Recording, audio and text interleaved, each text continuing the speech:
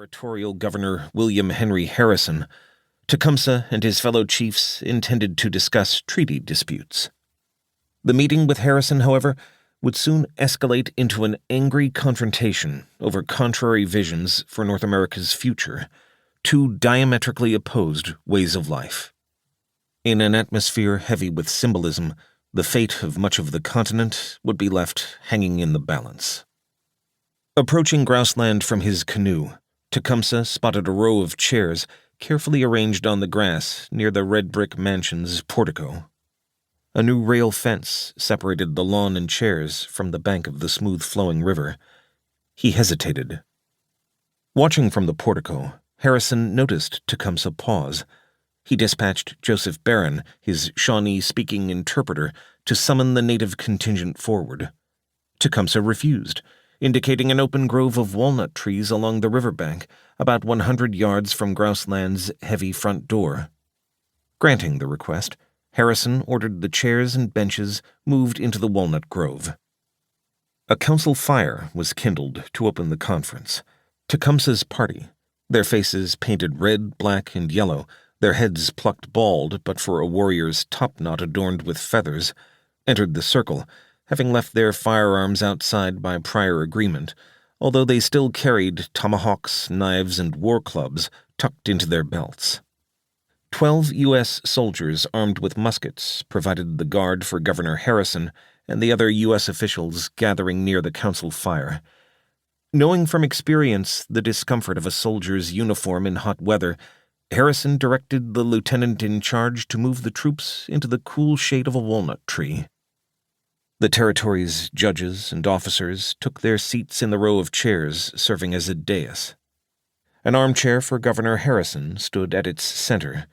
The warriors sat on the ground in a half circle, but Harrison offered Tecumseh a chair on the dais alongside the other distinguished guests. "It is the wish of the Great Father, the President of the United States, that you do so," said Governor Harrison, who, many years in the future, would become that Great Father himself, the 9th U.S. President. Tecumseh, witnesses reported, stood still. He gazed at the governor briefly. Then he looked up and reached with his arm toward the sky. "My father?" he replied dismissively. "The sun is my father, the earth is my mother, and on her bosom I will recline." The effect was electrical, reported witnesses. For some moments, there was a perfect silence. Although Tecumseh and Harrison had faced off at a distance during the Battle of Fallen Timbers 16 years earlier, they'd never spoken.